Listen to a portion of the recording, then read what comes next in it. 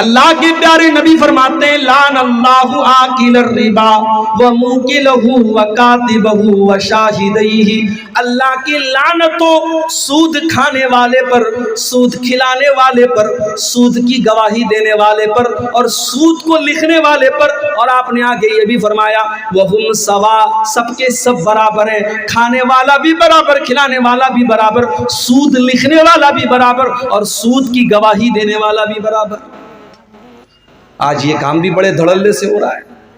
کوئی بندھن لون چل رہا ہے صاحب، عورتوں کو لون دیا جا رہا ہے، بینک والا آتا ہے مردوں کو کنارے کر کے پہلے عورتوں سے بات کرتا ہے، تمہیں لون چاہیے؟ پہلے سے بیوی بیچاری اس کے شوہر نے سکھایا، بول دینا ہاں چاہیے، 1,00,000 2 لاکھ روپے کا لون بڑی آسانی سے مل جاتا ہے، ہر مہینے بیاج بھرا جا رہا ہے۔ میرے بھائی یہ مسئلہ آپ کو کس نے بتا دیا کہ بیاج کا صرف لینا حرام ہے؟ اللہ کے نبی فرماتے ہیں بیاج کھانے والے پر بھی اللہ کی لعنت، اور بیاج کھلانے والے پر بھی اللہ کی لعنت۔ اور ایک بات اور سن لو، بیاج کھانے کے بعد اگر آپ نماز پڑھ رہے ہیں، حج بھی کر رہے ہیں، عمرہ بھی کر رہے ہیں، اس بات کا ڈر ہے کہیں ہماری عبادتیں ہمارے منہ پر مار نہ دی جائیں۔ سود بیاج کھانے والے کی عبادتیں اس کے منہ پر مار نہ دی جائیں، اس لیے کہ اللہ کے نبی نے بڑے سخت الفاظ میں فرمایا ہے کہ سود اور بیاج کے 70 سے زیادہ درجے ہیں، جس میں سب سے ہلکا درجہ یہ ہے ان یزنی الرجل بامہ، انسان اپنی سگی ماں کے ساتھ زنا کرے۔ کوئی سوچ نہیں سکتا، کوئی تصور نہیں کر سکتا کہ اپنی ماں کے ساتھ زنا کرے۔ سود کھانے والا اپنی ماں کے ساتھ زنا کرنے سے زیادہ خطرناک کام کرتا ہے۔ اور قرآن تو یہاں تک کہتا ہے سود کھانے والوں کے بارے میں فَإِن لَّمْ تَفْعَلُوا فَأْذَنُوا بِحَرْبٍ مِّنَ اللَّهِ وَرَسُولِهِ، اگر تم بیاج کھانا نہیں چھوڑتے، اگر تم سود کا لین دین نہیں چھوڑتے تو اللہ سے جنگ کرنے کے لیے تیار ہو جاؤ۔ تمہارے اندر طاقت ہے، تمہارے اندر ہمت ہے تو اللہ سے لڑائی کر کے دکھا دو۔ اللہ سے کون میرے بھائیوں لڑائی کر سکتا ہے؟ اس لیے سود کا لین دین بالکل بند کر دو۔ اب یہ ایک الگ مسئلہ ہے، ہم ہندوستان میں رہتے ہیں، پورا ہمارا کاروبار بینکنگ سسٹم پر ہے، بینک میں ہمارا سیونگ اکاؤنٹ کھلا ہے، ہر کوارٹر پر، ہر 4 مہینے پر ہمارے بینک میں انٹرسٹ آتا ہے۔ تو کیا مسئلہ ہے بھائی؟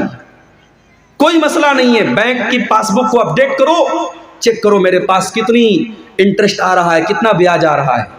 جو سال میں بیاج آ رہا ہے اس بیاج کو آپ بینک سے نکال لو، کسی غریب کو، کسی بیمار کو، کسی ضرورت مند کو دے دو۔ اس لیے نہیں کہ ثواب ملے گا، اس لیے تاکہ وہ پیسہ استعمال ہو جائے، بینک اس کو استعمال نہ کرے، آپ بھی اس کو استعمال نہیں کریں گے، کسی ضرورت مند کو دے دیں گے بس اپنی جان چھڑانے کے لیے۔ یہ بالکل سمپل طریقہ ہے، باقی کسی اور طریقے سے انٹرسٹ اور بیاج سے فائدہ اٹھانے کی کوشش مت کرو، یہ بہت بڑا گناہ ہے۔ آگے بڑھتے ہیں، تیسری چیز، لعنت کا حقدار بنانے والی تیسری چیز، حضرت عبداللہ بن مسعود فرماتے ہیں لعن اللہ الواشمات والمستوشمات والمتنمسات والمتفلجات، اللہ کی لعنت ہو ایسی عورتوں کے اوپر جو ٹیٹو بنواتی ہیں، ایسی عورتوں کے اوپر جو ٹیٹو بناتی ہیں، اور ایسی عورتوں کے اوپر جو ٹیٹو بنواتی ہیں۔ ٹیٹو بنوانا حرام ہے، مرد بنوائے تب بھی حرام، عورت بنوائے تب بھی حرام۔ آج کل بڑا رواج چلا ہے، شوہر بیوی کے نام کا ٹیٹو بنوا رہا ہے، بیوی شوہر کے نام کا ٹیٹو بنوا رہی ہے۔ حرام ہے ٹیٹو بنوانا۔ اللہ کے نبی نے کہا گدنا گدوانے والے پر اور ٹیٹو بنوانے والے پر اللہ کی لعنت۔ والمتنمسات، اور اپنے آئی برو کے بالوں کو نوچنے والی اور اپنے آئی برو کے بالوں کو چھوٹا کرنے والی عورتوں کے اوپر بھی اللہ کی لعنت ہو۔ ہاں، اگر کسی عورت کا آئی برو نارمل سے زیادہ ہے، جو بال عورت کو نارمل عورتوں سے زیادہ ہے، اس بال کو ریموو کیا جا سکتا ہے۔ جیسے بعض عورتوں کے چہرے پر کچھ داڑھی واڑی کے پاس بال آ جاتے، اس کو وہ ریموو کر سکتی ہے۔ اگر کسی عورت کی آئی برو بہت نارمل عورتوں سے بہت زیادہ ہے، شکل بھدی لگ رہی ہے، اس کو نارمل کیا جا سکتا ہے، مگر خوبصورتی کے نام پر، میک اپ کے نام پر اپنی آئی برو کو بالکل اس کو مٹا دینا یا چھوٹا کرنا، یہ جائز نہیں ہے۔ اللہ کے رسول لعنت کر رہے ہیں۔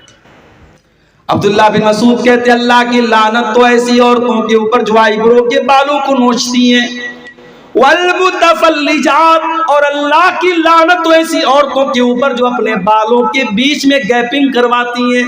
اس زمانے میں میک اپ کا ایک طریقہ یہ بھی تھا، بالوں کے دانتوں کے بیچ میں گیپنگ کرواتے تھے، لیکن آج دانتوں کے بیچ میں گیپنگ تو نہیں ہوتی ہے، ہاں کچھ لڑکیوں کے یا عورتوں کے دانت جو ہیں تھوڑے ٹیڑھے ہوتے ہیں، باہر کی طرف نکلے ہوتے ہیں، تو اس کو ڈینٹسٹ کے ذریعے سیدھا کروایا جا سکتا ہے، کیونکہ وہ بھدا لگتا ہے، وہ نارمل نہیں ہے۔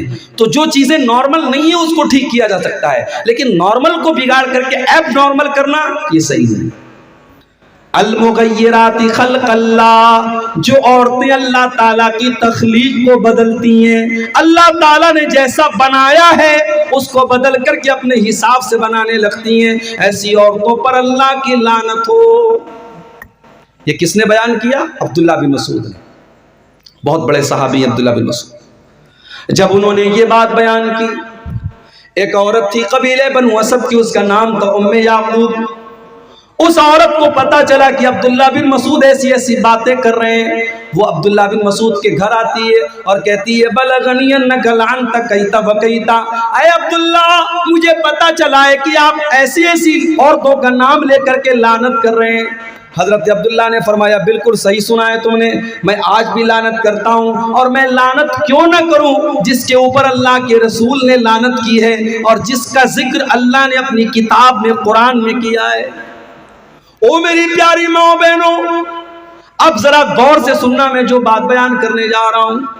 جب اس عورت نے یہ سنا کہ حضرت عبداللہ یہ فرماتے ہیں کہ جن عورتوں کے اوپر قرآن میں لعنت کی گئی ہے میں ان عورتوں کے اوپر لعنت کیوں نہ کروں، تو وہ عورت کیا جواب دیتی ہے؟ وہ کہتی ہے قرأت ما بین الدفتین، اے عبداللہ میں نے پورا قرآن پڑھا ہے، سورہ فاتحہ سے لے کر کے سورہ ناس تک، الحمدللہ رب العالمین سے لے کر کے من الجنت والناس تک۔ اے عبداللہ میں نے پورا قرآن پڑھا ہے، لیکن پورے قرآن میں مجھے کہیں پر ایسی عورتوں کا ذکر نہیں ملا، آپ یہ کہاں سے بیان کر رہے ہیں؟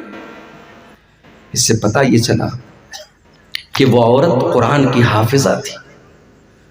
آج بہت مشکل ہے، لڑکیاں عام طور سے حافظہ نہیں بن پاتی ہیں، اور بہت ساری لڑکیاں حافظہ بنتی ہیں مدرسے میں، تو جب شادی ہوتی ہے سسرال میں جاتی ہیں، اپنے کچن کا کام کرنے میں، بچوں کو پالنے میں مگن ہو جاتی ہیں، قرآن یاد کر کے بھول جاتی ہیں۔ وہ عورت قرآن کی حافظہ تھی، قرآن کی عالمہ تھی۔ آج ہماری لڑکیاں کہاں ہیں، ہماری بیٹیاں کہاں ہیں؟ کل میں نے صدلپور کے جلسے میں کہا تھا، آج سون برسا میں بھی کہہ رہا ہوں، ہماری سیرشا بادی قوم میں مدرسے ماشاءاللہ بہت سارے کھلے ہیں، مگر سارے لوگ اپنی بچیوں کو مدرسے میں نہیں پڑھاتے۔ بہت سارے لوگ اپنے بچیوں کو اسکول میں پڑھاتے ہیں، کالج میں پڑھاتے ہیں، اور صحیح ہے، جائز ہے، حرام تو نہیں ہے، پڑھا سکتے ہیں، ضروری نہیں کہ ہر آدمی اپنی بچی کو مدرسے میں ڈالے۔ مگر جو لڑکی آپ کی اسکول میں جا رہی ہے، کالج میں جا رہی ہے، مجھے بس ایک سوال کا جواب دے دو، اس لڑکی کو دین کون سکھائے گا؟ وہ لڑکی کسی حافظ جی کے پاس جا کر کے قرآن پڑھ لے گی تو اس سے دین تو نہیں سیکھے گی، دین کہاں سیکھے گی وہ؟ مجھے لوگوں نے بتایا کہ ہمارے علاقے میں عیدین کی نماز میں عورتوں کا انتظام نہیں ہوتا، عیدگاہ میں عورتوں کا انتظام نہیں ہوتا، مسجدوں میں نے دیکھا 90% مسجدوں میں جمعہ کی نماز میں عورتوں کا انتظام نہیں ہے۔ آپ کی عورتیں دین کہاں سیکھیں گی میرے بھائی؟ جلسے میں سیکھیں گی؟ جلسے میں دین کم سیکھتی ہیں، مارکیٹنگ زیادہ کرتی ہیں۔ پنڈال کے نیچے عورتیں کم ملیں گی، بازار میں دکانوں پر زیادہ ملیں گی۔ جلسے میں تو انٹرٹینمنٹ زیادہ ہوتا ہے، منورنجن زیادہ ہوتا ہے، دین کم لوگ سیکھتے ہیں۔ اس لیے میں بڑے صاف الفاظ میں کہتا ہوں، اگر اپنی قوم کی بیٹیوں کو بچانا ہے، ہر مسجد میں جہاں جمعہ کی نماز ہوتی ہے آپ قدم آگے بڑھائیے اور عورتوں کا انتظام کیجیے۔ اللہ نے اگر ایک فلور بنانے کی طاقت دی ہے، تھوڑی ہمت کرو۔ اور میں جانتا ہوں سیمانچل کا یہ علاقہ پچھڑا علاقہ مانا جاتا ہے، مگر جب جو خرچ کرنے پر آتے ہیں 6-6 لاکھ روپے کی جلسے میں پنڈال بنتے ہیں۔ ابھی کہیں پروگرام ہونے والا ہے، سنا ہے کہ 6 لاکھ کا وہاں پنڈال بن رہا ہے۔ ابھی کل قبرستان کا چندہ ہو رہا تھا صدلپور میں، لوگوں نے بتایا کہ پورے گاؤں میں کوئی گھر ایسا نہیں جہاں سے ہم نے کم سے کم 5,000 روپے چندہ نہ لیا ہو۔ جب کام کرنے پر انسان طے کر لیتا ہے کہ مجھے یہ کام کرنا ہے تو بہت سارے راستے نکال لیتا ہے۔ ہر جمعہ کی مسجد میں عورتوں کا انتظام ہونا چاہیے۔ آپ کے گھر کی عورتیں جب جمعہ کے خطبے میں جائیں گی، سال میں 52 جمعہ کا خطبہ ہوتا ہے. جب جمعہ کے 52 تقریریں وہ سنیں گی انشاءاللہ وہ دین کی سمجھ ان کے اندر پیدا ہوگی اور بہت سارے فتنے ختم ہو جائیں گے میرے بھائی. اسی طریقے سے عیدگاہ میں اور عید کی نماز میں بھی آپ عورتوں کا انتظام کیجئے, پردے کا بیچ میں انتظام کیجئے, پنڈال لگوائیے, کچھ بھی کیجئے, مگر آپ عورتوں کا انتظام کیجئے. اگر نہیں کرتے ہیں تو بند کر دیجئے اپنے آپ کو اہل حدیث کہنا. اہل حدیث صرف آمین زور سے بولنے والے کا نام نہیں ہے. اہل حدیث صرف سینے پر ہاتھ مارنے والے کا نام نہیں ہے. اہل حدیث اس کو کہتے ہیں جو قرآن و حدیث پر چلنے والا ہو. اگر آپ کی عورتیں عیدین کی نماز میں ان کے لیے آپ نے انتظام نہیں کیا ہے, اللہ کے آپ کو جواب دینا پڑے گا آپ نے کیوں انتظام نہیں کیا. وہ عورت, اس کا نام ام یعقوب تھا, اس نے کہا عبداللہ میں نے تو پورا قرآن پڑھا ہے, پورے قرآن میں میں نے کہیں پر بھی ان عورتوں کا تذکرہ نہیں پایا جن عورتوں کا نام لے لے کر کے آپ لعنت کر رہے ہیں. حضرت عبداللہ نے فرمایا اگر تو نے ڈھنگ سے قرآن پڑھا ہوتا تو ضرور تجھے مل جاتا. کیا تو نے قرآن کے اندر یہ آیت نہیں پڑھی, وَمَا آتَاكُمُ الرَّسُولُ فَخُذُوهُ وَمَا نَهَاكُمْ عَنْهُ فَانْتَهُوا. میرا نبی تم کو جو دے دے لے لو اور میرا نبی جس سے منع کر دے رک جاؤ. اے خاتون, میرے نبی نے ایسی عورتوں کا نام لے کر کے لعنت کی ہے.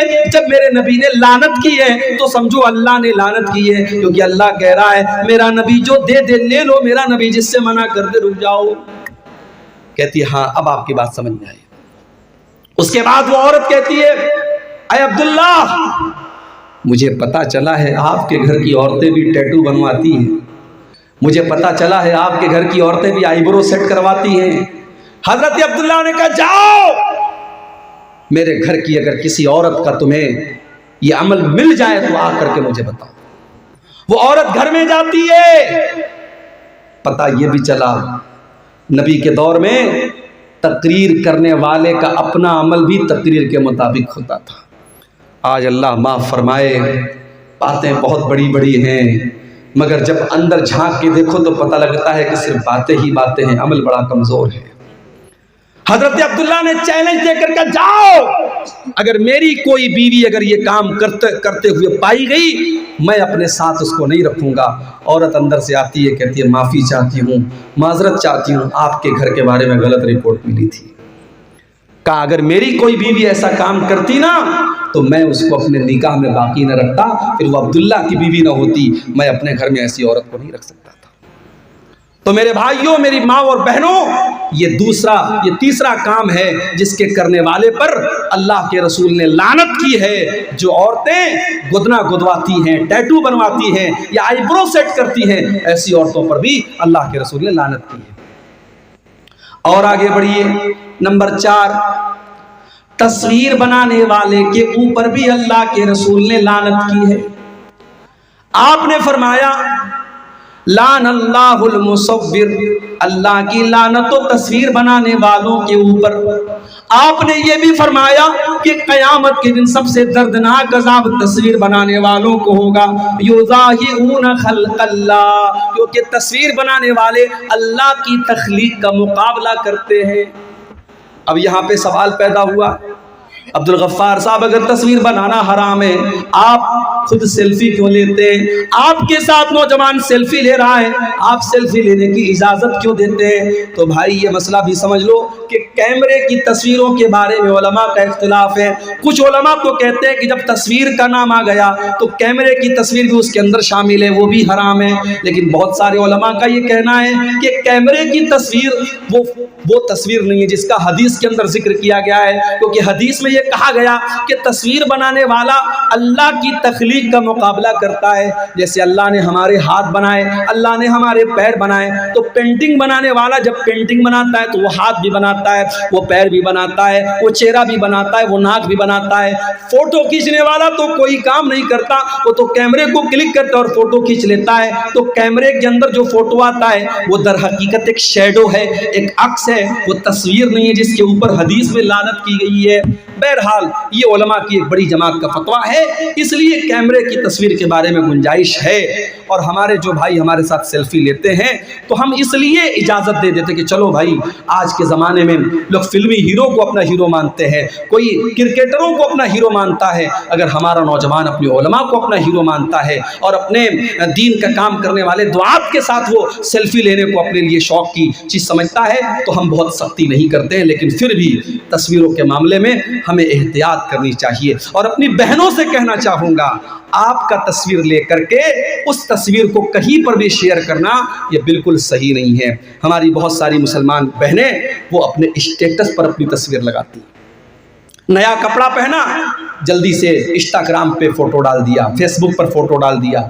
आपके इसी कटिहार और पूर्णिया की कई मुसलमान लड़कियों को मैं जानता हूं जो बहुत फेमस हैं, इंस्टाग्राम पर बहुत फेमस हैं, फेसबुक के ऊपर बहुत फेमस हैं। वो इसके पहले जब टिकटॉक चलता था उनके वीडियोस बड़े वायरल होते थे।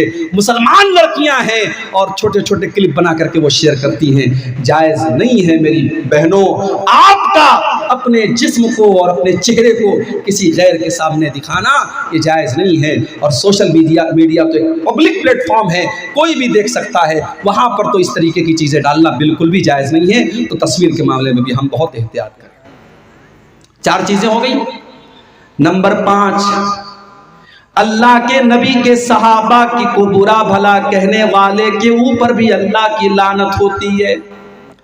अल्लाह के प्यारे नबी फरमाते, मन सब असहाबी, जो मेरे सहाबा को बुरा भला कहता है, जो मेरे सहाबा को गाली देता है, फ़अलैहि लानतुल्लाहि वल मलाइकति वन नासि अजमईन, उसके ऊपर अल्लाह की लानत हो, उसके ऊपर इंसानों की लानत हो, उसके ऊपर फरिश्तों की लानत हो। सहाबा को बुरा भला कहने वाला मलून है, उसके ऊपर लानत हो, ये नबी के अल्फाज है।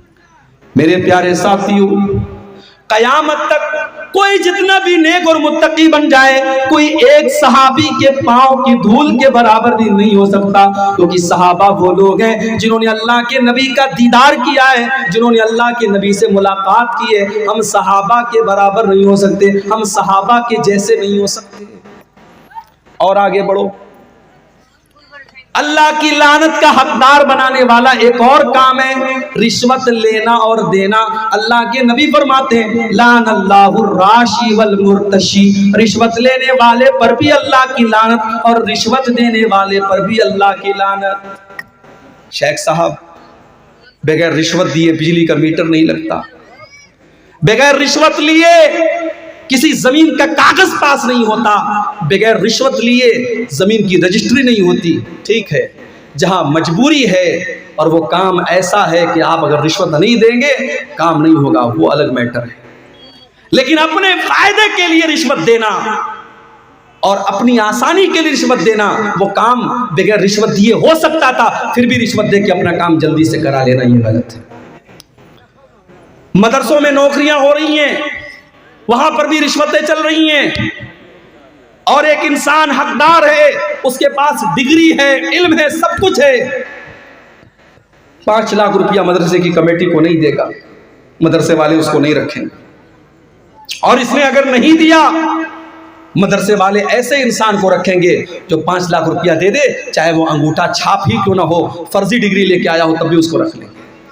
उलमा ने यह भी लिखा है, जहां ये हालात पैदा हो जाएं और आपको पता हो अगर हमने यहां रिश्वत नहीं दी, हमने पैसा नहीं दिया, तो यहां एक हकदार का हक मारा जाएगा और एक नालायक आदमी उस ओहदे पर और उस चीज पर काबिज हो जाएगा।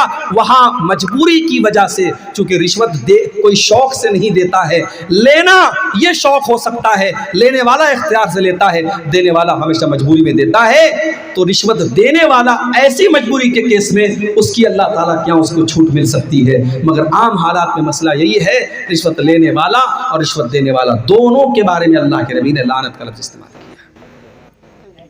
और आगे बढ़िए, शराब पीने वाले के ऊपर भी अल्लाह के नबी ने लानत की, और सिर्फ शराब पीने वाले पर नहीं, आपने फरमाया शराब जिस फल से बनती है उस फल से रस निकालने वाले पर भी अल्लाह की लानत, اور جو انسان اس رس کو نچوڑ رہا ہے، اس پھل میں سے، اس انگور میں سے رس کو نکال رہا ہے اور جو اپنے برتن میں نکلوا رہا ہے، دونوں کے اوپر اللہ کی لعنت۔ اور اسی طریقے سے آپ نے فرمایا وبائعہا، شراب کے بیچنے والے پر بھی اللہ کی لعنت، وحاملہا، شراب کا برتن اٹھانے والے پر بھی اللہ کی لعنت، والمحمولۃ الیہ، اور شراب کا برتن جس کے پاس لے کے جایا جا رہا ہے اس کے اوپر بھی اللہ کی لعنت، والمشتری لہا، اور شراب خریدنے والے کے اوپر بھی اللہ کی لعنت، والمشترات لہو، اور جس کے لیے شراب خریدی جا رہی ہے اس کے اوپر بھی اللہ کی لعنت۔ بڑے بڑے 5 اسٹار ہوٹلوں میں شراب بھی پروسی جا رہی ہے اور کولڈ ڈرنک بھی پروسی جا رہی ہے۔ میں کہتا ہوں ایسے ہوٹلوں میں جانا ہی نہیں چاہیے۔ بنارس میں بہت بڑا ہوٹل ہے، تاج ہوٹل، بنارس کا سب سے بڑا ہوٹل ہے۔ مجھے لوگوں نے بتایا وہاں سور کا گوشت بھی ملتا ہے، بکرے کا گوشت بھی ملتا ہے۔ میں نے کہا یار جب سور کا گوشت اور بکرے کا گوشت دونوں ملتا ہے تو ظاہر ہے کچن تو ایک ہے، برتن تو ایک ہے، پکانے والا اسی برتن میں مٹن پکا رہا ہے اور اسی برتن میں پورک پکا رہا ہے۔ میں نے کہا اللہ کی قسم میں کبھی کسی ایسے ہوٹل میں کھانے کو پسند نہیں کروں گا، نہیں کھانا چاہیے میرے بھائی۔ شراب کا معاملہ بہت خطرناک ہے۔ کبھی باہر میں کہیں گھومنے پھرنے جاتا ہوں اگر اور کسی ہوٹل میں گیا اور صرف شراب کی بوتل نظر آ گئی تو وہیں سے طبیعت میں کراہیت آ جاتی ہے، وہاں سے ہم نکل جاتے نہیں۔ نیپال ایک مرتبہ گیا، نیپال میں تو لوگ بتاتے پانی کم شراب زیادہ بکتی ہے، ہر ہوٹل میں شراب نظر آ رہا تھا، پریشان ہو گیا۔ بڑی مشکل سے ایک ہوٹل ملا، ایک انڈین کا ہوٹل تھا، جین کا ہوٹل تھا، وہ بالکل پیور ویج ہوٹل تھا اور اس کے باہر لکھا تھا ہمارے یہاں شراب نہیں ملتی ہے۔ ہم لوگ دوست لوگ تھے، ہم لوگوں نے اس ہوٹل میں جا کے کھانا کھایا۔ پرہیز کرنا چاہیے میرے بھائی، بچنا چاہیے۔ شراب پینا ہی حرام نہیں ہے، شراب میں کسی طریقے کا سپورٹ کرنا یہ بھی حرام ہے۔ اور آگے بڑھیے، نمبر 8، اللہ کی لعنت کا حقدار بنانے والا 8واں کام، لعن اللہ المتشبہین بالرجال من النساء، اللہ کی لعنت تو ایسی عورتوں کے اوپر جو مردوں کی نقل کرتی ہیں، وَلَعَنَ اللَّهُ الْمُتَشَبِّهَاتِ مِنَ النِّسَاءِ بِالرِّجَالِ، اور اللہ کی لعنت تو ایسے مردوں کے اوپر جو عورتوں کی نقل کرتے ہیں۔ عورتیں ہیں پینٹ اور ٹی شرٹ پہن رہی ہیں، پینٹ اور شرٹ پہن رہی ہیں، ٹائٹ کپڑے پہن رہی ہیں، یہ مردوں کی مشابہت نہیں ہے۔ چھوٹے چھوٹے بال کٹوا کے ایسا لگ رہا ہے کوئی مرد جا رہا ہے۔ بعض عورتوں کو دیکھیے، کبھی کبھی کہیں ٹکٹ لینے کھڑے ہو جاؤ، لائن میں کوئی عورت کھڑی رہتی ہے اور پینٹ اور شرٹ پہنے ہیں اور چھوٹے چھوٹے بال ہے، پیچھے سے سمجھ میں نہیں آتا کہ محترم ہے کہ محترمہ ہے۔ آدمی کنفیوز ہو جاتا ہے کہ یہ آدمی ہے کہ عورت ہے۔ ایسی عورتوں پر لعنت کی اللہ کے رسول، اور ایسے مردوں کے اوپر بھی اللہ کی لعنت ہو جن کو بس لپسٹک لگانا باقی ہے۔ ہجڑے تو ایسے ہی بن گئے، داڑھی واڑی تو بالکل صاف ہے، اور بال بھی ماشاءاللہ بعض لڑکوں کے دیکھو تو کافی بڑے بڑے رہتے ہیں۔ آج کل بال 2 ٹائپ کے چلتے ہیں، ایک بالکل لیڈیز کٹ بال اور ایک سور کٹ بال جو آدھا ٹکلا رہتا ہے آدھا بال رہتا ہے، وہ بھی حرام ہے یاد۔ تو یہ 2 ٹائپ کے بال بھی ہمارا نوجوان رکھتا ہے۔ بعض نوجوانوں کو دیکھتا ہوں کانوں میں بالی بھی پہنے رہتے ہیں، کانوں میں بھی چھید کروائے رہتے ہیں، کہتے ہیں فیشن ہے مولوی صاحب۔ سونے کی چین بھی گلے میں ڈالا ہوا ہے، فیشن ہے مولوی صاحب۔ ابھی یہ فیشن آیا ہے، کل لپسٹک کا فیشن آئے گا، لپسٹک بھی لگائے گا یہ۔ پرسوں فیشن آئے گا نیل پالش لگاؤ، یہ نیل پالش بھی لگائے گا۔ اللہ کی لعنت ہو ایسے مردوں کے اوپر جو عورتوں کی مشابہت اختیار کرتے ہیں، جو عورتوں کی طرح بات چیت کرتے ہیں۔ اور بعض لڑکوں کے اندر میں نے دیکھا بچپن سے اگر والدین کنٹرول نہیں کرتے، عورتوں کے انداز میں بات چیت کرتے ہیں تو بڑے ہونے کے بعد عورتوں جیسی صفات پیدا ہو جاتی ہے۔ مرد کو مرد ہی رہنا چاہیے میرے بھائی، اس کے انداز اور اس کو کپڑے۔ بعض ہمارے رشتہ داروں میں ہم نے ایک جگہ دیکھا، ایک لڑکی تھی، بچپن سے اس کے والدین لڑکے کا کپڑا پہناتے تھے۔ آج وہ لڑکی 20 سال کی ہو گئی، ماں باپ چاہتے ہیں لڑکی شلوار سمیز پہنے، لڑکی عورتوں کا کپڑا پہنے، مگر بچپن سے اس کو لڑکوں کا کپڑا پہنایا ہے۔ آج 20 سال کی لڑکی ہوگی، آج وہ لڑکوں کا کپڑا پہنتی ہے، تو یہ جائز نہیں ہے میرے بھائی، اللہ کے نبی نے لعنت کی ہے۔ اور آگے بڑھیے، جو بیوی اپنے شوہر کا حق ادا نہ کرے، شوہر کی جسمانی خواہش کو پورا کرنے سے انکار کر دے بلا کسی مجبوری ہو الگ بات ہے، بیوی بیمار ہے یا کوئی نیچرل پرابلم ہے الگ بات ہے، بغیر کسی مجبوری کے شوہر کی जिस्मानी ख्वाहिश को पूरा न करने वाली औरत के ऊपर भी अल्लाह की लानत होती है। बुखारी और मुस्लिम के अल्फाज हैं, अल्लाह के प्यारे हबीब सल्लल्लाहु अलैहि वसल्लम फरमाते हैं, इज़ा दअर रजुलु इम्रातहु इला फिराशी, जब इंसान अपनी बीवी को अपने बिस्तर पर बुलाए, फबाता फअबत, तो औरत इनकार कर दे, फबाता वहुआ गज़बान अलैहा, और शौहर इस हाल में रात गुजारे कि बीवी से नाराज है, अगर शौहर उसी तरीके से रात गुजार दे, लानत हल मलाइकतु हत्ता तुस्बिया, तो सुबह तक फरिश्ते लानत करते रहते ऐसी औरत के ऊपर। लेकिन ये बात याद रखो, इस्लाम में वन वे ट्रैफिक नहीं है। अगर औरत के ऊपर ये फर्ज है कि वो मर्द के इमोशंस और जज्बात का ख्याल रखे, तो मर्द को भी चाहिए कि वो औरत के जज्बात का ख्याल रखे।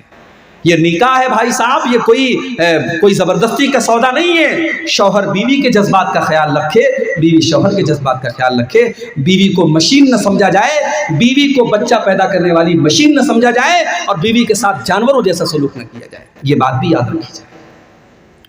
अगर बीवी को हम ये चाहते हैं वो हमारे लिए बेहतरीन कपड़ा पहने, खुशबू लगाए, सजे संवरे, तो भाई साहब ज़रा आप भी अपनी अदाओं पर गौर कीजिए। आप तो एक्सपेक्ट करते अपनी बीवी से कि वो मेरे लिए खूब मेकअप करे, सजे संवरे, और आप वही बिल्कुल बदशक्ल हो करके, बाल बिल्कुल परागंदा हैं और बदबू से अटे हुए हैं, पसीने से अटे हुए हैं, और उस हालत में अगर इंसान अपनी बीवी के पास जाता है तो ये भी गलत है। हज़रत अब्दुल्लाह इब्न अब्बास कहते हैं कि जिस तरीके से मेरी बीवी मेरे लिए सजती और संवरती है, मैं अपनी बीवी के लिए सजता और संवरता हूँ। तो बीवी शौहर का हक अदा करे, शौहर बीवी का हक अदा करे। अल्लाह के रसूल ने ऐसी औरत के ऊपर लानत की है जो शौहर का हक अदा न करे। और आगे बढ़िए, गैर फितरी तरीके से अल्लाह के बनाए हुए निज़ाम के तरीके के खिलाफ अगर कोई अपनी बीवी के साथ अपनी ख्वाहिश पूरी करता है, उसके ऊपर भी अल्लाह के नबी ने लानत की है। मलऊन मन अतम रातहु फी दुबुरिहा, अल्लाह के नबी फरमाते हैं जो इंसान अपनी बीवी के साथ गलत तरीके से, गैर फितरी तरीके से, जो नेचुरल तरीका है, जो अल्लाह ताला ने निज़ाम बनाया है मर्द और औरत के दरमियान मुलाकात का, उस निज़ाम के खिलाफ अगर जाता है, गलत तरीके से गंदे वीडियोस को देखने के बाद उस तरीके से अपनी बीवी के साथ वो काम करने की कोशिश करता है, ऐसे शौहर के ऊपर अल्लाह के नबी ने लानत फरमाई। मलऊन मन अतम रातहु फी दुबुरिहा, जो औरत के साथ गैर फितरी तरीके से सोहबत करता है, उस इंसान के ऊपर भी अल्लाह की लानत हो। बहुत खोल खोल करके अल्फाज बयान करने की जरूरत नहीं है, आप होशियार समझदार हैं, समझ लीजिए। आज चूंकि हमारे नौजवानों में एक क्रेज है इंटरनेट पर गंदे वीडियोस देखने का, उसकी वजह से बहुत सारे लोग नाजायज और गलत और हराम जो तरीके हैं मियाँ बीवी से मुलाकात के, वो अपनाते हैं। याद रखो मेरे भाई, ये हराम और नाजायज है और अल्लाह की लानत को का हकदार बनाने वाला काम है। और आगे बढ़िए, नंबर 11, अल्लाह की लानत का हकदार बनाने वाला 11वां काम, किसी कब्र के ऊपर सजदा करना या किसी कब्र के ऊपर मस्जिद बना लेना। कलियाचक में एक मस्जिद है, अहले हदीस की मस्जिद है, वहां बाकायदा मस्जिद के अंदर कब्र है, कब्र मस्जिद के अंदर है और नमाज हो रही थी, मैं गया, मुझसे इमाम साहब ने धीरे से कहा, मौलवी साहब यहाँ कब्र है, आप थोड़ा सा तकरीर में बोल दीजिएगा। बहुत सारे उलमा यहाँ बोल के गए लेकिन इस्लाह नहीं। मैं गया, मैंने खुलेआम तकरीर में कहा ये हराम है और आपकी नमाज खतरे में पड़ रही है, आपकी नमाज कबूल नहीं होगी अगर आप मस्जिद के अंदर से इस कब्र को नहीं निकालेंगे। बहरहाल अल्लाह ताला ने तौफीक दी उन लोगों को। बाद में जब मैं गया तो लोगों ने बताया कि उस कब्र को वहाँ से निकाल के उन्होंने मस्जिद के कैंपस से बाहर कर दिया। ज़रूरत पड़ने पर कब्र को ट्रांसफ़र किया जा सकता है। अगर मान लीजिए किसी ऐसी जगह कब्र है कि वहाँ कब्र होना मुनासिब नहीं है, तो कब्र के अंदर जो मुर्दे की हड्डियाँ वगैरह हैं उनको एहतराम के साथ किसी कपड़े में रख करके दूसरे कब्रस्तान में दफन की जा सकती है ज़रूरत पड़ने पर। तो कब्रस्तान के ऊपर मस्जिद नहीं बन सकती और मस्जिद में कब्र नहीं बन सकती। अल्लाह के नबी ने लानत की है। लानल्लाहुल यहूद वन नसारा इत्तखज़ू कुबूर अंबियाइहिम मसाजिद।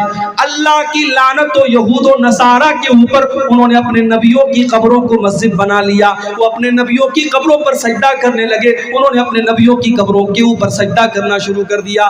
अल्लाह के नबी ने दुआ भी की थी, अल्लाहुम्मा ला तजअल कब्री वसनन युअबद। اللہ تو میری قبر کو بت نہ بننے دینا، اے اللہ میری قبر کو تو بت نہ بنا دینا جس کی عبادت کی جائے، جس پر سجدہ کیا جائے، جس کی پوجا پاٹ کی جائے، اے اللہ تو میری قبر پر یہ سب کام نہ ہونے دینا۔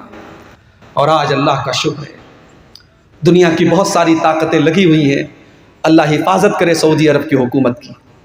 آج اگر یہ حکومت نہ ہوتی تو شاید جو منظر ہم اجمیر میں دیکھتے ہیں، جو منظر ہم ہندوستان میں بزرگوں کی قبروں پر دیکھتے ہیں، شاید اس سے کہیں زیادہ خطرناک منظر مدینے کا ہوتا، اور نبی کی قبر پہ سجدے ہو رہے ہوتے۔ وہاں 24 گھنٹے پولیس کے لوگ کھڑے ہیں، سیکیورٹی کے لوگ کھڑے ہیں، اور اگر کوئی کسی بھی طریقے کا شرکیہ کام کرنے کی کوشش کرتا ہے، سیکیورٹی کے لوگ فوراً اس کو وہاں سے بھگا دیتے ہیں، نکال دیتے ہیں۔ تو میرے بھائیوں، قبر کے اوپر مسجد بنانا یا قبر کے اوپر سجدہ کرنا، یہ بھی اللہ کی لعنت کا حقدار بنانے والا کام۔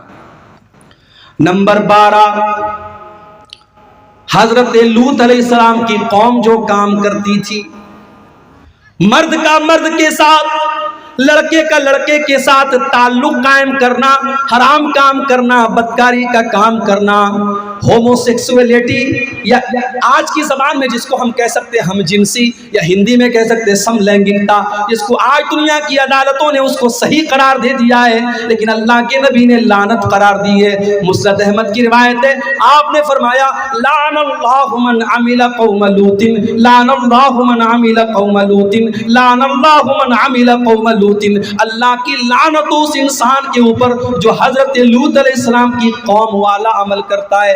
دنیا میں سب سے پہلے یہ کام اگر کسی نے کیا تھا، لوط علیہ السلام کی قوم نے کیا تھا، اور جب حضرت لوط نے ان کو سمجھایا تھا تو یہ کہا تھا کہ تم اس گناہ کی شروعات کر رہے ہو، آج تک دنیا میں یہ گناہ کسی نے نہیں کیا جو گناہ تم کر رہے ہو۔ اللہ نے تمہارے لیے عورتوں کو بنایا ہے، تمہارے لیے اللہ نے جائز طریقہ بنایا ہے، تم ناجائز طریقہ اپنا رہے ہو۔ تو قوم کے لوگوں نے مذاق اڑایا تھا اور کہا تھا یہ تو بڑے پاک صاف لوگ ہیں، یہ تو اپنے آپ کو بڑے صاف ستھرے سمجھتے ہیں۔ اور اللہ کا جب عذاب آیا میرے بھائی، پتھروں کی بارش ہوتی ہے، اس قوم کے اوپر پتھروں کی بارش ہوتی ہے، اور پوری قوم کو اللہ تعالیٰ الٹ دیتا ہے، اور پوری قوم کا نام و نشان مٹ جاتا ہے۔ آج بھی یہ کام ہو رہا ہے، بہت سارے نوجوان اس گندگی میں مبتلا ہیں۔ اس حدیث کو میرے بھائیوں اپنے سامنے رکھو، جو یہ کام کرے اس کے اوپر اللہ کی لعنت ہو۔ اور اسلامی حکومت اگر ہے اور کوئی کام یہ کام کرتا ہوا اگر کوئی لڑکا پایا گیا تو اسلامی حکومت میں اس کی سزا سزائے موت ہے۔ اللہ کے نبی کی حدیث ہے کہ لوط علیہ السلام کی قوم والا عمل اگر کوئی لڑکا لڑکی کرے تو فاعل اور مفعول کو، جو کر رہا ہے اور جو کروا رہا ہے، دونوں کو قتل کر دیا جائے۔ اسلامی حکومت میں اتنی خطرناک سزا ہے، یہ بہت بڑی بدکاری اور بے حیائی کا کام ہے۔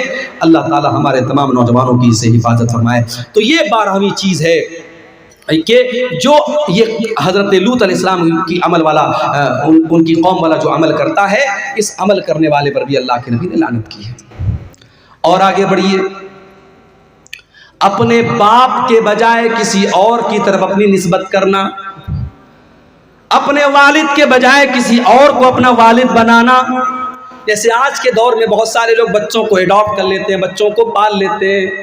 اب بچے کا باپ کوئی اور ہے، لیکن جو انسان پالتا ہے، جو پرورش کرتا ہے، اسی انسان کا نام اس کے نام کے ساتھ جڑ جاتا ہے۔ باپ کا نام تھا عبداللہ، لیکن پالنے والے کا نام محمد تھا، تو یہ اپنے باپ کی جگہ محمد کا نام لکھتا ہے، عبداللہ کا نام نہیں لکھتا ہے۔ یہ اتنا خطرناک کام ہے۔ اللہ کے نبی فرماتے من ادعا الی غیر ابیہ، جو اپنے باپ کے بجائے کسی اور کا نام اپنے باپ کے نام کی جگہ جوڑے، ومن تولا من غیر موالیہ، اور جو غلام اپنے مالک کے بجائے کسی اور کو اپنا مالک قرار دے، فعلیہ لعنت اللہ والملائکۃ والناس اجمعین، تو ایسے انسان کے اوپر اللہ کی لعنت ہو، فرشتوں کی لعنت ہو، اور تمام لوگوں کی لعنت ہو، تمام لوگوں کی لعنت ہو اس انسان کے اوپر جو اپنے اوریجنل باپ کی جگہ کسی اور کو اپنا باپ قرار دے۔ اسی لیے بڑی سختی ہے، اگر آپ بچے کو اڈاپٹ کرتے ہیں تو علماء کا فتویٰ موجود ہے اور قرآن کی آیتیں موجود ہیں کہ اس کی ولدیت کی جگہ آپ اوریجنل باپ کا نام لکھیں گے۔ اب ہمارے ہاں بڑا مسئلہ ہے، آپ آدھار کارڈ بنوائیں گے، اس پہ اوریجنل باپ کا نام چڑھوائیں گے تو مسئلہ پیدا ہوگا۔ تو آدھار کارڈ وغیرہ میں مجبوری کے طور پر آپ اپنا نام جوڑ سکتے ہیں، مگر جہاں اسلامی پوائنٹ آف ویو سے ضرورت پڑے گی، مثال کے طور پر نکاح کے ٹائم یا مثال کے طور پر کوئی گواہی کے ٹائم، تو وہاں ولدیت میں جو اوریجنل باپ ہے اسی کا نام دیا جائے گا. پالنے والا، پرورش کرنے والا وہ باپ نہیں ہو سکتا ہے. اس کو احترام میں وہ لڑکا باپ، ابا جان کہہ سکتا ہے، ابو کہہ سکتا ہے، پاپا کہہ سکتا ہے، مگر اوریجنل اس کا جو باپ ہے وہ وہی رہے گا جس نے اس کو جنم دیا ہے، جو اس کا باپ ہے. اسی طریقے سے 14ویں چیز میرے بھائیوں جو اللہ کی لعنت کا حقدار بناتی ہے، حلالہ کرنے والا اور کروانے والا. حلالہ سمجھتے ہیں؟ نام سنا ہے حلالہ کا؟ کسی نے 3 طلاق دے دی اپنی بیوی کو، ایک ساتھ 3 طلاق. ہمارے یہاں مسئلہ کیا ہے قرآن و حدیث کی روشنی میں؟ اگر کوئی ایک ساتھ 3 نہیں 300 طلاق دے دے وہ ایک ہی مانی جائے گی. کیوں؟ کیونکہ طلاق ایک مرتبہ میں ایک ہی ہوتی ہے، ایک سے زیادہ نہیں ہوتی ہے. طلاق کا ایک پروسیس ہے. اگر کسی نے اپنی بیوی کو طلاق دیا ہے تو اب 3 مہینے تک وہ دوسری طلاق نہیں دے سکتا. 3 مہینے تک وہ دوسری طلاق دے ہی نہیں سکتا. اگر 3 مہینے کے اندر وہ دوسری طلاق دے گا تو وہ دوسری نہیں مانی جائے گی. ایک طلاق دے گا انسان، اب 3 مہینے کا ٹائم ہے. اگر 3 مہینے کے اندر رجوع کر لیا اچھی بات ہے، رجوع کر لیا بیوی رہے گی. اگر 3 مہینہ گزر گیا اور رجوع نہیں کیا تو نکاح ختم ہو گیا، نیا نکاح ہوگا، نیا مہر ہوگا. پھر آئندہ کبھی زندگی میں جھگڑا ہوگا اور طلاق دے گا، وہ دوسری طلاق ہوگی.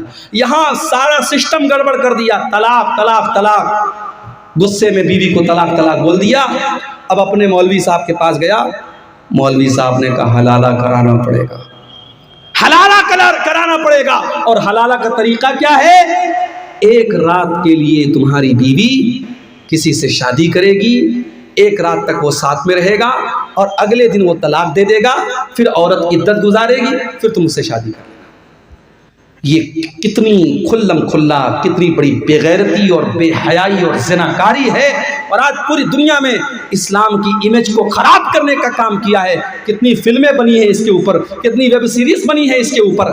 حلالہ اتنا گندا کام ہے میرے بھائیوں. اللہ کے نبی نے فرمایا لعن اللہ المحلل والمحلل له. حلالہ کرنے والے پر اور حلالہ کروانے والے پر دونوں کے اوپر اللہ کی لعنت ہو. اور ایک اور حدیث میں اللہ کے نبی نے فرمایا کہ کیا میں تم کو ایسے انسان کے بارے میں نہ بتاؤں جو کرائے کا ساڑھ ہوتا ہے؟ صحابہ نے کہا اللہ کے نبی کرائے کا ساڑھ کون ہوتا ہے؟ آپ نے فرمایا جو حلالہ کرواتا ہے. حلالہ کروانے والا اپنی بیوی کو کسی غیر کے بستر پر بھیجنے والا، اور وہ انسان کرائے کا ساڑھ ہوتا ہے جو یہ کام کرتا ہے. تو حلالہ کرنے والا بھی اور حلالہ کروانے والا بھی دونوں پر اللہ کی لعنت. اور آخری چیز جو بیان کر کے ہم بات ختم کریں گے میرے بھائیوں، جس انسان کے اوپر اللہ کے نبی نے لعنت کی ہے، میری ماں اور بہنوں آپ سے کہنا چاہتا ہوں، اللہ کے نبی نے فرمایا لعن اللہ زوارات القبور. اللہ کی لعنت ایسی عورتوں کے اوپر جو قبروں کی بہت زیادہ زیارت کرتی ہیں. کبھی کبھار عبرت کے طور پر اگر عورتیں قبرستان چلی جائیں اپنی ماں کی قبر پہ، اپنے باپ کی قبر پہ، الگ بات ہے. لیکن بہت زیادہ قبرستان پہ جانے والی اور قبروں کی زیارت کرنے والی عورتوں کے اوپر اللہ کے نبی نے لعنت کی ہے. آپ نے فرمایا لعن اللہ زوارات القبور. قبروں کی بہت زیادہ زیارت کرنے والی عورتوں کے اوپر اللہ کی لعنت ہو. آج ہندوستان میں کتنی ہماری مسلمان بہنیں ہیں، ان پر فتویٰ ہے مسجد میں نہیں جا سکتی. مجھے یاد ہے اسی بہار میں گیا ایک جگہ ہے، گیا کہ ایک مولانا صاحب تھے، انتقال ہو گیا، اللہ معاف کرے. انہوں نے ایک تقریر میں کہا تھا اہل حدیثوں بڑا شوق ہے تمہیں اپنی عورتوں کو مسجد میں بھیجنے کا نا، ذرا ایک دن ہماری مسجد میں بھیج دو، 9 مہینے کے بعد رزلٹ آ جائے گا. ایک انسان، ایک عالم تقریر کر رہا ہے اور ممبر پر اور اسٹیج پر بیٹھ کر کے اتنی گندی اور گھناؤنی بات کر رہا ہے. میرے بھائیوں کیا تصور کیا جا سکتا ہے کہ مسجد میں کوئی اتنا گندا کام کرے گا؟ اہل حدیثوں نے اگر اپنی مسجدوں میں عورتوں کے لیے الگ سے انتظام کیا ہے تو اس قوم نے ہمیشہ مذاق اڑایا اور اس طریقے سے گندی گندی باتیں کہیں. مگر آج جب پورے ہندوستان میں لاکھوں کی تعداد میں مسلمان عورتیں جب مرتد ہونے لگیں اور اسلام کو چھوڑ کر کے دوسرے مذہب میں جانے لگیں اور باپ دادا کی ناک کٹوانے لگیں، تب دھیرے دھیرے کچھ فتوے آنے لگے، کچھ زبانیں کھلنے لگیں. اور دلی سے فتویٰ آیا اور کہاں سے فتویٰ آیا کہ ہاں صاحب عورتوں کو بھی مسجد میں بھیجنا چاہیے، پردے کا انتظام ہو تو عورتیں جا سکتی ہیں. اب فتوے میں تھوڑی نرمی آئی ہے. ہم تو ہمیشہ سے کہتے چلے آئے کہ اپنی عورتوں کو مسجد میں بھیجو. میرے بھائی تم نے مسجد میں تو نہیں بھیجا، अजमेर की दरगाह पे औरतों की भीड़ मौजूद है, कछौछा की दरगाह पर औरतों की भीड़ मौजूद है। जितने कब्रें और जितने बुजुर्गों के मज़ार हैं पूरे हिंदुस्तान में आप चले जाइए, वहाँ मर्दों से ज़्यादा आपको औरतें मिल जाएंगी। मुंबई चले जाओ, हाजी अली की दरगाह समंदर के बीच में मौजूद है, आप चले जाओ, मर्द आपको कम मिलेंगी, औरतें ज़्यादा मिलेंगी। मेरे नबी ने लानत की है ऐसी औरतों पर जो कब्रिस्तान बहुत ज़्यादा जाती हैं। कभी कभार इबरत के तौर पे चली जाएं अलग बात है, मगर इन दरगाहों पर, इन कब्रों पर, इन मज़ारों पर कोई इबरत के लिए नहीं जाता है। वहाँ अय्याशी होती है, वहाँ शिर्क होता है, वहाँ हरामखोरी होती है। मेरे भाइयों, हमारी औरतों को इस चीज़ से बचना चाहिए और हमें अपनी औरतों को इससे बचाना है। अल्लाह के नबी ने लानत की, ऐसी औरतों पर अल्लाह की लानत हो। और एक और हदीस में अल्लाह के नबी ने फरमाया, लानल्लाहु ज़ाइरातिल क़ुबूर, अल्लाह की लानत हो ऐसी औरतों पर जो कब्रों की ज़ियारत करती हैं, वल मुत्तखिज़ीना अलैहा अल मस्जिद, और कब्र के ऊपर मस्जिद बनाने वाली औरतों पर भी अल्लाह की लानत हो। वस्सुरुज, और कब्र के ऊपर चिराग जलाने वालों पर भी अल्लाह की लानत हो। क़ाला मा मनाका अन तस्जुदा लिमा खलक़तु बियदैया अस्तकबरता अम कुन्ता मिनल आलीन। अल्लाह ने फरमाया, इब्लीस, जिस आदम को मैंने अपने हाथों से पैदा किया है और जिसको मैंने सजदा करने का तुमको हुक्म दिया था, ऐ इब्लीस, तुमने मेरा हुक्म क्यों नहीं माना? तुमने आदम के आगे सजदा क्यों नहीं किया? अब अस्तकबरता, ऐ इब्लीस, क्या तू बहुत बड़ा घमंडी अपने आप को समझता है? क्या तू बहुत घमंड कर रहा है? क्या तू अहंकार कर रहा है? क्या तू तकब्बुर कर रहा है? अम कुन्ता मिनल आलीन, या तू बहुत बड़ा हो गया है, तू बहुत ऊंचा हो गया है, तू अल्लाह के हुक्म को भी नहीं मान रहा है? इब्लीस ने जवाब दिया, क़ाला अना खैरुम मिन्हु खलक़तनी मिन नारिन व खलक़तहु मिन तीन। कहा, अल्लाह, मैं आदम के आगे क्यों सजदा करूं? तूने आदम को मिट्टी से बनाया और मुझे तूने आग से पैदा किया। ऐ अल्लाह, आग का काम तो ऊपर जाना है और मिट्टी का काम तो नीचे जाना है, मिट्टी तो पाँव के नीचे हुआ करती है। ऐ अल्लाह, जब आदम से मैं बेहतर हूँ तो मैं आदम के आगे सजदा क्यों करूँ? मैं नहीं करूँगा। इसीलिए उलमा कहते हैं कि दुनिया में सबसे पहले अगर अल्लाह तबारक व तआला के हुक्म के मुकाबले में अगर किसी ने लॉजिक और क़यास पेश किया था तो वो इब्लीस था। अल्लाह के हुक्म के आने के बाद अब कोई लॉजिक नहीं चलेगी मेरे भाई। दीन लॉजिक का नाम नहीं है, दीन कुरान और सुन्नत का नाम। इसीलिए हजरत अली कहा करते थे, लौ काना दीनो बिर्राई लकाना अस्फलल खुफ़ी अहक्क बिल मस्सी। हजरत अली कहते हैं, अगर दीन की बुनियाद लॉजिक पर होती, अगर दीन की बुनियाद अकल के ऊपर होती तो मोज़े पर जब हम मसा करते हैं तो मोज़े के निचले हिस्से पर मसा करते, ऊपर न करते। गंदगी तो नीचे लगी होती है, गर्दो गुबार तो नीचे लगा होता है, डस्ट तो नीचे लगा रहता है, मगर हम ऊपर मसा करते हैं। हजरत अली कहते हैं, ये दलील है इस बात की कि दीन की बुनियाद लॉजिक पर और अकल पर नहीं है। दीन अकल, अल्लाह और उसके रसूल के हुक्म के आने के बाद अब अकल नहीं चलाना है। सबसे पहले अगर अकल चलाई थी तो इब्लीस ने चलाई। का मैं क्यों सजदा करूं आदम के आगे? मैं आग से पैदा हूं, आदम मिट्टी से पैदा है, मैं नहीं कर सकता। क़ाला फ़ख़रुज मिन्हा फ़इन्नका रजीम। अल्लाह तबारक व तआला फरमाता है, ऐ इब्लीस, जब तूने मेरा हुक्म नहीं माना तो निकल जा तू जन्नत से, और तू निकल जा फरिश्तों के पास से, और तू निकल जा मेरी रहमत से। आज के बाद तू शैतान रजीम बन गया, तू शैतान मरदूद बन गया। जब भी दुनिया तेरा नाम लेगी तो शैतान रजीम कहेगी, शैतान मरदूद कहेगी।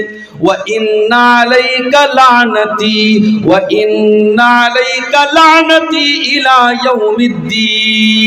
और ऐ इब्लीस, अब कयामत तक तेरे ऊपर मेरी लानत बरसती रहेगी, तू मेरी रहमतों से दूर रहेगा। अब कयामत तक तू मेरी रहमत का हकदार नहीं बन सकता, तू हमेशा हमेशा के लिए मेरी रहमतों से दूर हो गया।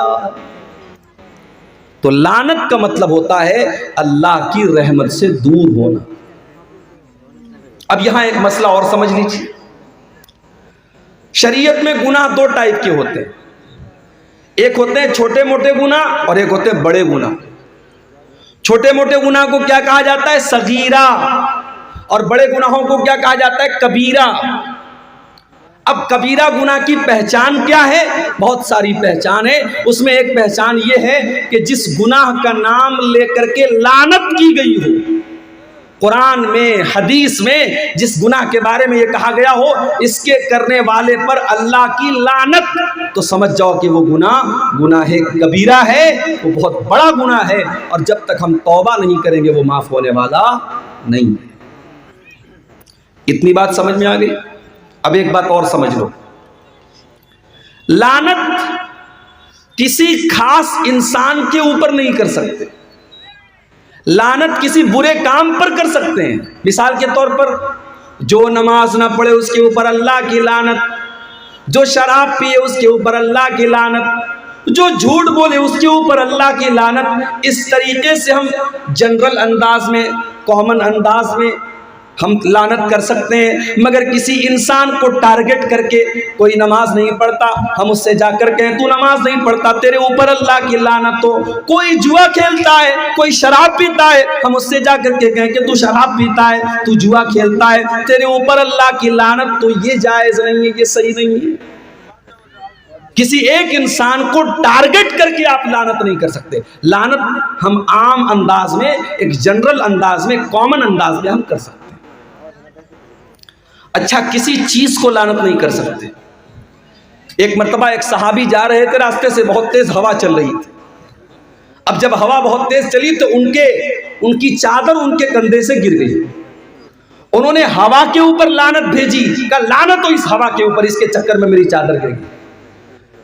اللہ کے نبی کے کانوں میں صحابی کے جملے پڑ گئے، کہا لا تلعنھا، اے میرے صحابی تم ہوا کے اوپر لعنت مت بھیجو، تم ہوا کے اوپر لعنت مت کرو، فَإِنَّهَا مَأْمُورَةٌ، ہوا اپنے من سے نہیں چلتی ہے، ہوا تو اللہ تعالیٰ کے حکم سے چلا کرتی ہے۔ اے میرے صحابی، ایک ہوا کے اوپر بھی تمہیں لعنت کرنے کا ادھیکار نہیں ہے۔ اگر تم نے کسی کے اوپر لعنت کی اور وہ چیز لعنت کے لائق نہیں ہے تو لعنت لوٹ کر کے تمہارے پاس آ جائے گی۔ تو کسی کو ہم لعنت نہیں کر سکتے، کسی انسان کو، کسی چیز کو ٹارگٹ کر کے لعنت نہیں کر سکتے، برے عمل کے اوپر ہم لعنت کر سکتے ہیں۔ اب آج کی میری تقریر کا جو ٹاپک ہے، ہم ایسی کچھ چیزیں دیکھیں گے، کچھ ایکٹیویٹیز دیکھیں گے قرآن و سنت کی روشنی میں، جن کے کرنے والے پر اللہ کی لعنت کی گئی ہے۔ میں انشاءاللہ 15 چیزیں بیان کروں گا، اگر آپ صبر سے سنیں گے، سکون سے سنیں گے، 15 چیزیں بیان کر کے میں اجازت لے لوں۔ تو شروع کرتے ہیں بنا ٹائم ویسٹ کیے۔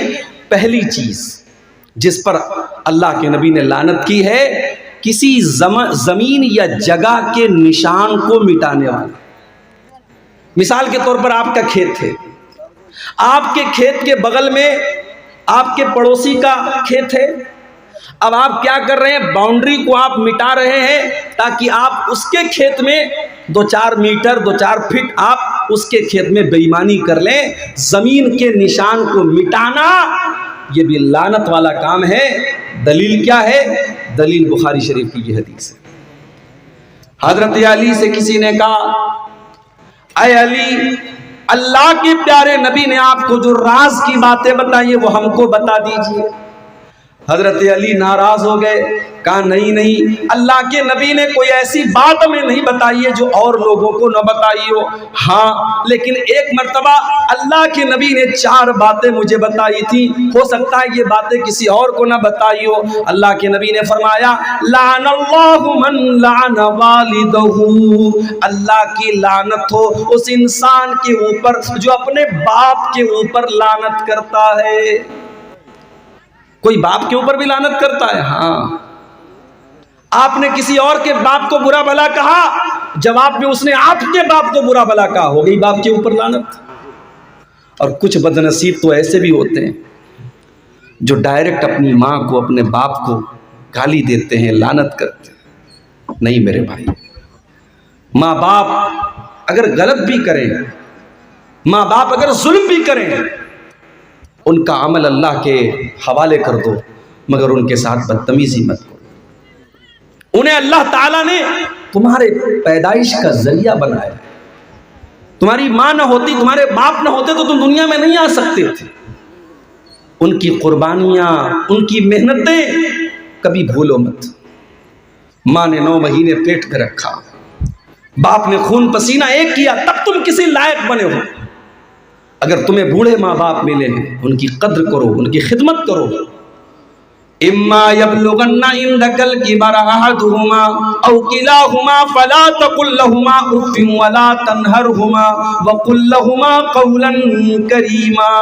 تمہارے والدین میں سے کوئی ایک اگر بوڑھا ہو جائے یا دونوں بوڑھے ہو جائیں، تم کو بڑھاپے میں تمہارے ماں باپ اگر مل جائیں تو قرآن کہتا ہے فلا تقل لہما اف، تم اپنے والدین کو اف بھی نہ کہنا۔ عربی زبان میں کسی کو تکلیف پہنچانے کے لیے سب سے ہلکا اگر کوئی لفظ ہے تو اف ہے۔ اللہ نے کہا تمہیں اپنے والدین کو اف بھی نہیں کہنا ہے۔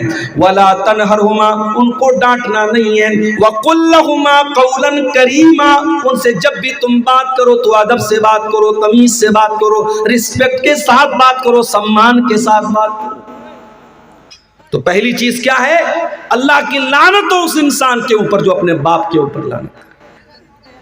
دوسری چیز وَلَعَنَ اللَّهُ مَنْ ذَبَحَ لِغَيْرِ اللَّهِ، اور اللہ کی لعنت اس انسان کے اوپر جو غیر اللہ کے نام پر جانور ذبح کرتا ہے۔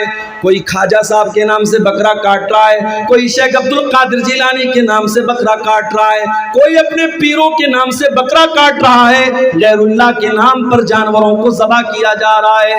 نہیں نہیں میرے بھائی، جیسے سجدہ اللہ کے سوا کسی اور کو جائز نہیں، جیسے دعا اللہ تعالیٰ کے علاوہ کسی اور کے آگے جائز نہیں، اسی طریقے سے قربانی بھی اور جانور کو ذبح کرنا بھی اللہ کے علاوہ کسی اور کے لیے جائز نہیں ہے۔ ہمارا نوجوان پٹنہ جاتا ہے، سلیگوڑی جاتا ہے، بڑے مال میں جاتا ہے، میک ڈونلڈ میں جاتا ہے، چکن کھاتا ہے، ایک بار یہ پتہ لگانے کی کوشش نہیں کرتا کہ یہ چکن حلال بھی تھا کہ نہیں تھا۔ اور ابھی اسرائیل اور فلسطین کا مسئلہ چل رہا ہے، شاید آپ نے فوٹو دیکھا ہوگا سوشل میڈیا پر کہ میک ڈونلڈ ایک بڑی تعداد میں اسرائیل کے فوجیوں کی مدد کرنے کے لیے کھانے پینے کی چیزیں بھیج رہا ہے۔ جو آپ کے مسلمان بھائیوں اور ان کے بچوں کا خون بہانے والے ظالموں کو وہ کھانا پرووائڈ کر رہا ہے، اس کمپنی میں جا کر کے آپ بڑے شوق سے چکن کے برگر کھا رہے ہیں۔ اپنے دینی اور ایمان کی غیرت کا میرے بھائیوں آپ اندازہ لگا لیجیے۔ میک ڈونلڈ میں اور اس طریقے کے بڑے بڑے ریسٹورنٹ میں جب تک یہ کنفرمیشن نہ ہو جائے کہ وہ کھانا حلال ہے اور اللہ کا نام لے کر کے ذبح کیا گیا ہے، آپ کے لیے کھانا جائز نہیں ہے میرے بھائی۔ کوئی اگر مسلمان اپنے آپ کو کہتا ہے اور اپنے گھر میں شیخ عبد القادر جیلانی کے نام پر بریانی بنواتا ہے اور ان کے نام پر جانور کو ذبح کرتا ہے، حرام ہے آپ کے لیے وہ کھانا جس کھانے پر اور جس چیز پر اللہ کے علاوہ کسی اور کا نام لیا گیا ہو، اس چیز کو کھانا جائز ہے۔ یہ سوال بھی اکثر پوچھا جاتا ہے، مولوی صاحب دیوالی کی مٹھائی کھانا کیسا ہے؟ ٹھیک ہے، میں مانتا ہوں کہ دیوالی کی مٹھائی میں جو پوجا کے لیے جو مٹھائی ہوتی ہے اس کو الگ کر دیا جاتا ہے، مگر ہے تو وہ ایک شرکیہ تہوار کا سمبل۔ بھئی ہمارے شریعت کے حساب سے اس دنیا کا سب سے بڑا پاپ یہ ہے کہ اللہ کے علاوہ کسی اور کی عبادت کی جائے۔ اور ظاہر ہے ہمارے غیر مسلم بھائی اگر ہماری بات سن رہے ہو، ان کو برا بھلا کہنا مقصد نہیں ہے، لیکن یہ ہمارا بلیف ہے، ہمارا عقیدہ ہے، ہم شرک کے معاملے میں کمپرومائز نہیں کر سکتے۔ ہم اپنے غیر مسلم بھائیوں کے ساتھ اچھے سے پیار سے محبت کے ساتھ رہیں، لیکن کسی شرک کے کام میں ہم سپورٹ نہیں کر سکتے۔ یہی شریعت کی تعلیم ہے۔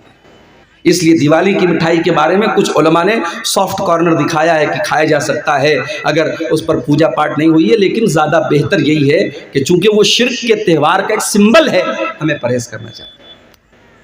تو یہ دوسری چیز ہو گئی۔ پہلی چیز کیا تھی؟ اللہ کی لعنت ہو اس انسان کے اوپر جو اپنے باپ کے اوپر لعنت کرے۔ دوسری چیز اللہ کی لعنت ہو اس انسان کے اوپر جو غیر اللہ کے نام پر جانور ذبح کرے۔ اور تیسری چیز لعن اللہ من آوى محدثا، اللہ کی لعنت تو کسی ایسے انسان کے اوپر جو کسی بدعتی کو پناہ دے، دین کے اندر نیا کام نکالنے والے کو اپنے گھر میں پناہ دے۔ جب گھر میں پناہ نہیں دے سکتے، موبائل میں کیسے پناہ دے سکتے؟ ایک صاحب نے میرے پاس ویڈیو بھیجا، مولوی صاحب ذرا یہ ویڈیو سنیے کس کا ہے، بڑا اچھا ویڈیو لگ رہا ہے۔ میں نے دیکھا ویڈیو ایسے انسان کا تو جو صحابہ کو گالی دیتا ہے۔ میں نے کہا ویڈیو ڈیلیٹ کر، جتنی بھی اچھی بات ہو جو میرے نبی کے صحابہ کو برا بھلا کہتا ہے، میں اس کی باتوں کو اپنے جوتے کی نوک پر رکھتا ہوں۔ میں نے کہا ویڈیو ڈیلیٹ کر، اس ویڈیو کو کہیں شیئر مت کر۔ جب بدعتی کو گھر میں پناہ دینا جائز نہیں تو موبائل میں اور اسٹیٹس میں پناہ دینا کیسے جائز ہو گیا؟ اس لیے کسی ایسے عالم کو، ابھی کل میری تقریر تھی، کہاں پہ تھی کل؟ صدر پور میں، وہاں کلکتہ سے ایک صاحب تقریر کرنے کے لیے آئے تھے، موضوع روایت، من گھڑت روایت بیان کر رہے ہیں۔ میں نے تقریر میں کہا اہل حدیث کے اسٹیج پر ایسے لوگوں کو مت بلاؤ میرے، کیا ہو گیا ہے ہماری قوم کو؟